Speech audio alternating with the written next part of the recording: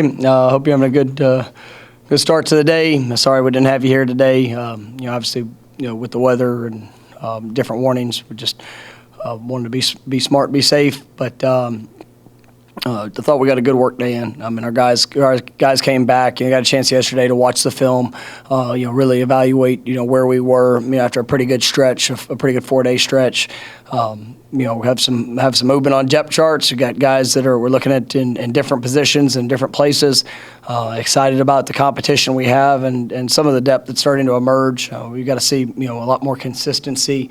Guys are going to have to capitalize on this week. This is a critical week for our program, and just you taking the next step for the individual player and their overall execution of what they're being asked to do, and just that competitive spirit and mindset as you get into the second week of camp. I mean, bodies start to get sore.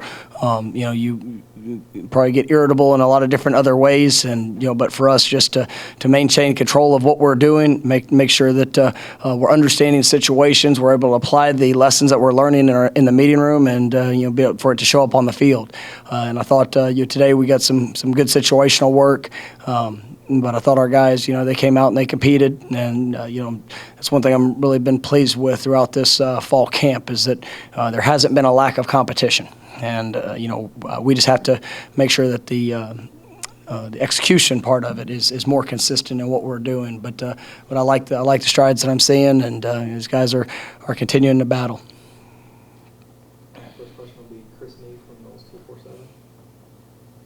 Good afternoon, Coach. Was wondering, when you went back and watched the film specifically of the scrimmage, was there anything that popped out to you or jumped out to you that maybe you didn't realize in real time on Saturday evening? Yeah, going back and just watching certain positions, I thought that different guys performed really well. I mean, two guys that really stood out to me were Kalen DeLoach and DJ Lundy at linebacker. I mean, both were very active. I mean, you take that not just from the scrimmage, but what they've done in the body of work in the first week.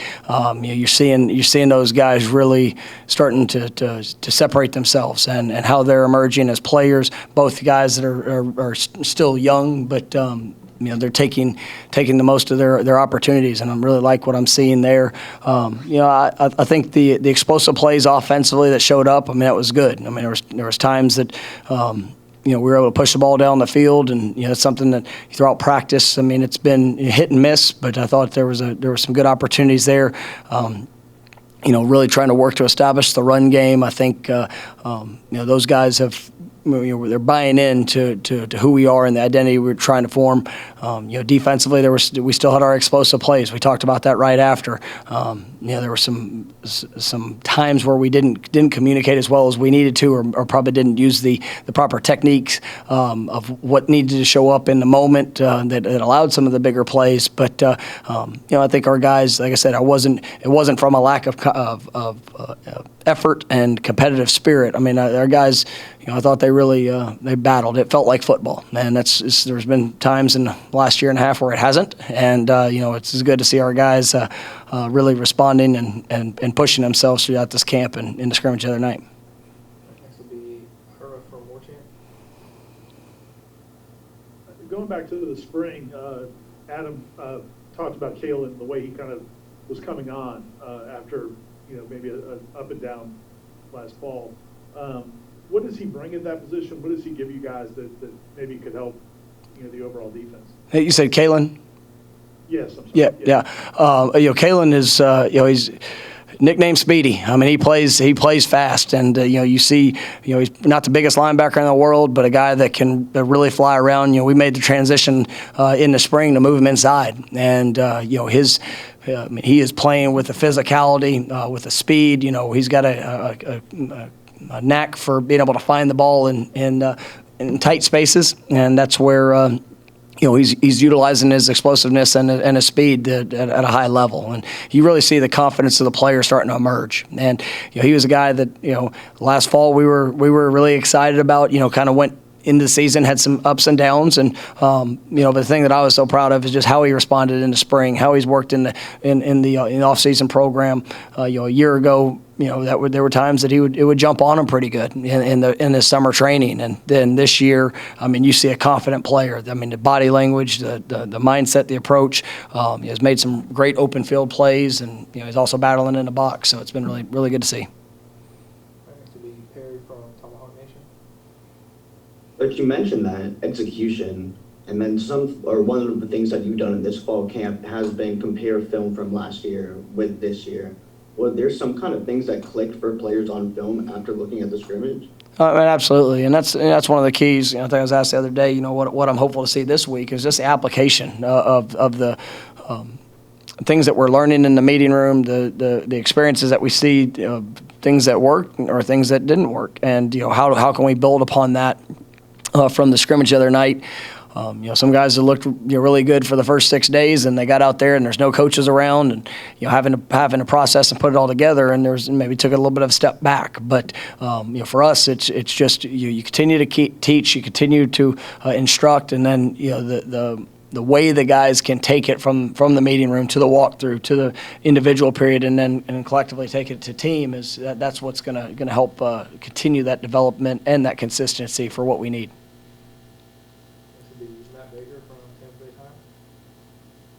Mike, after you had time to look at the scrimmage more, and then obviously what happened today, how much separation are you seeing at the top of the depth chart with the quarterback position? I think both those guys have done a really nice job. I was going back and watching the scrimmage. Both of them had explosive plays, moved the offense well, were productive, situationally. They did some good things, but then there were also some negatives that we just can't have.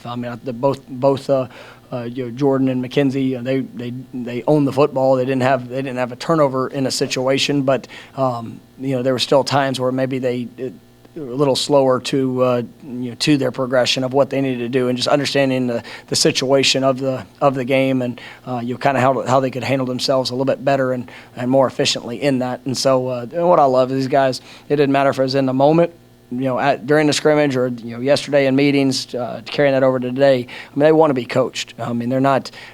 They play ball. They've both very talented. All of those guys.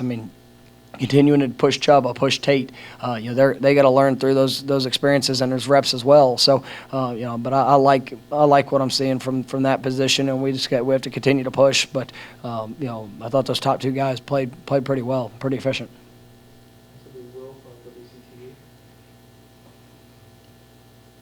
Hey, Coach. So Coach Dillingham mentioned the other night about how the running backs and the quarterbacks recently had a bowling match, and that Trayshawn Ward, just as an example of how competitive he is, has been asking frequently when they would rematch. Just what have you seen from him over the past few months in terms of that competitiveness that's allowed him to have some success this offseason? Well, it sounds like he's not a real good bowler if they lost. So I'm sure he's excited about getting another opportunity. But now Trayshawn he's an ultimate competitor. A guy that started here as a walk-on. As we got to watch him grow and develop, he really he changed our recruiting thoughts a year ago, because he's a guy that I think has a huge upside, and I've been fortunate to be around a lot of really good backs, and Trayshawn has a skill set that I think can be really special. And just his vision, his running ability, the toughness, what he does without the ball in his hands. I'm excited. I'm excited about his continued growth and development. He's pushing all those other guys. You saw. From the scrimmage the other night, those guys, they're a competitive group, but they absolutely care about each other. And, I thought they all did a really nice job with what they were asked to do in the run game. And, it's definitely a competitive group. All right, next will be Kurt Weiler from Tallahassee Democrat. Going back to the quarterbacks, is that something where you kind of have a date where you like to kind of know who the starter is going to be, or is it when one guy separates from kind of the pack? Yeah, I don't get too much into trying to circle a date. I just want to be right. And at the end of the day, these guys are going to compete. I truly believe that they both can help us win football games. And but at the end of the day, whoever's the most consistent in helping do that, play in and play out, will be the guy. And we're excited about the group. Like I said, still seeing strides from the younger quarterbacks, and so the competition is going to continue on. And when we know, we'll know. We'll go back to Ira. You mentioned guys working at different positions. One guy that's bounced around a lot throughout his career is Akeem Dent. I was wondering, is he kind of focusing more on one position now, or Akeem? So we moved Akeem to free safety, and it was the absolute right move. And I mean, he is playing at a very high level, and I would say through the first week, his guy that is, really emerging as a top level guy, and we're going to continue to help him just in the repetitions and what he's doing. But he had a forced fumble the other day, and that was the thing. You go from corner to safety. Just the different ways that you were plugged into run fits and things you're being asked to do. But Akeem sees the field really well, and that's where what he brings in his ability and coverage, plus the way he's been impacting in the run game. I'm excited about what we're seeing. That continue adds to that competition there at the safety spot, and but he's definitely going to be a guy that helps us. Go back to Ira. following up on that, he was a guy that I know you weren't here when he signed originally, but came out of high school with a ton of fanfare, very highly decorated. Hasn't had maybe quite the success he might have expected the first couple of years. But what's his attitude been like since you guys have been here in terms of approaching the work and all that? Yeah, he's really matured a lot, and that's something that coming in. I really wasn't aware of what guys' recruiting accolades were, so I didn't. And for me, it was nice just coming in to seeing them where they were. And the thing that I've appreciated about Akeem is through challenge and through some adversity. I don't think it's a secret. He struggled last year, and there were some things that.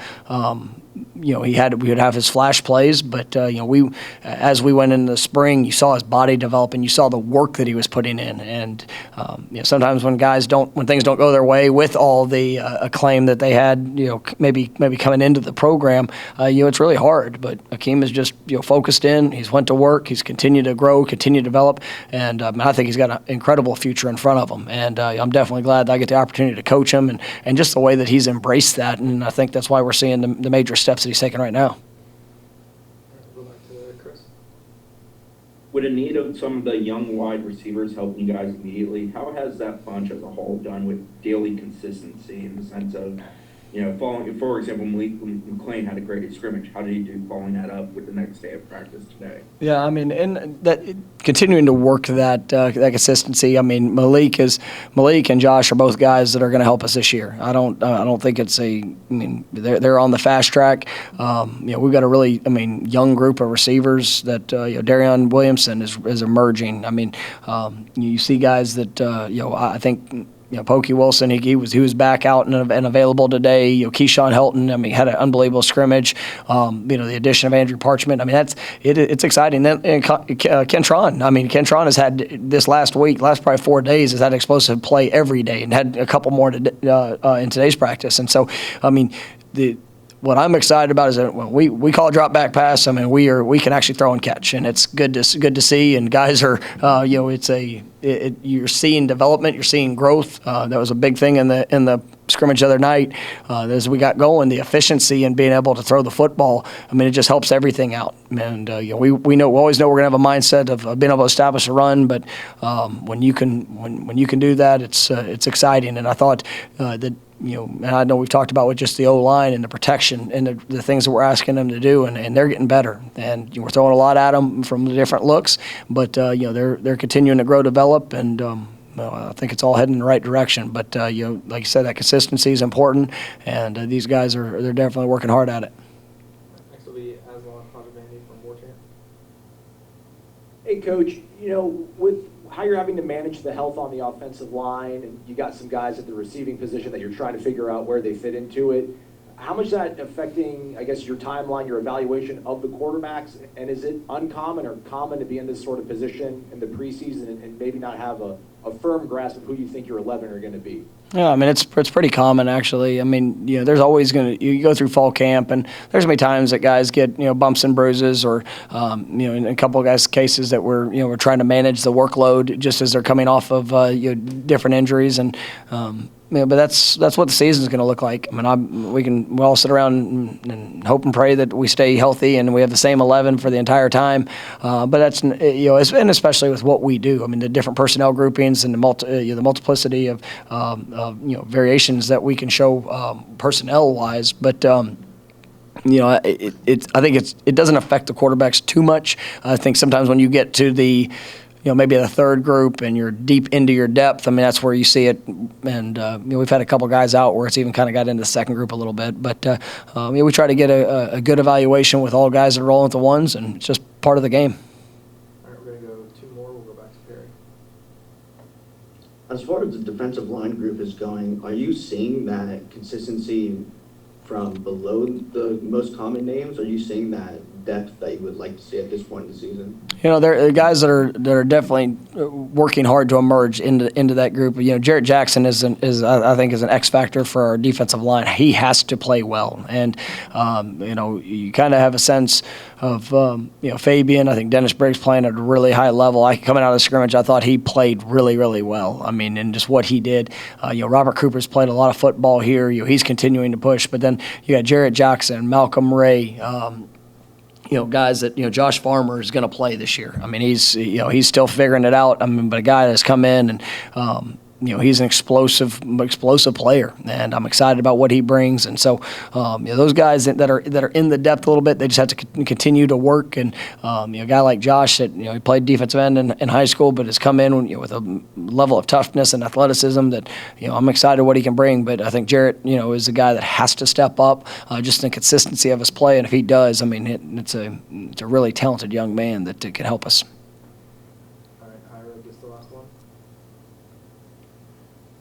Kind of piggybacking what Aslan was asking about with the finding 11 guys on defense, is it more about finding 11 guys and then just subbing them when they're tired, or is it getting everybody who can help in different ways, opportunities to help in different ways? I mean, we got to play winning football, and so it's.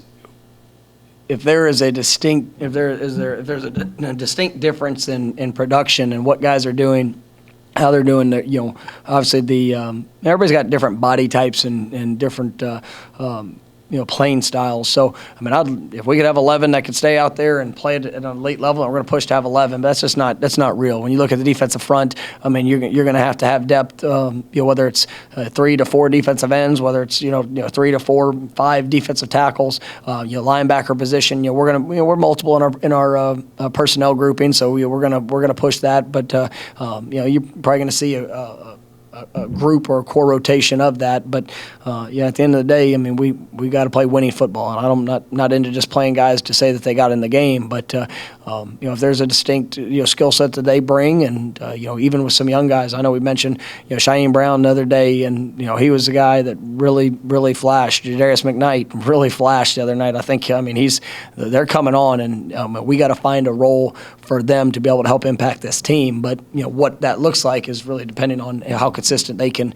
put it on film here in the next couple of weeks. And so those are things that's fun as a coach to try to position that as best as we can. But it'll be interesting to see.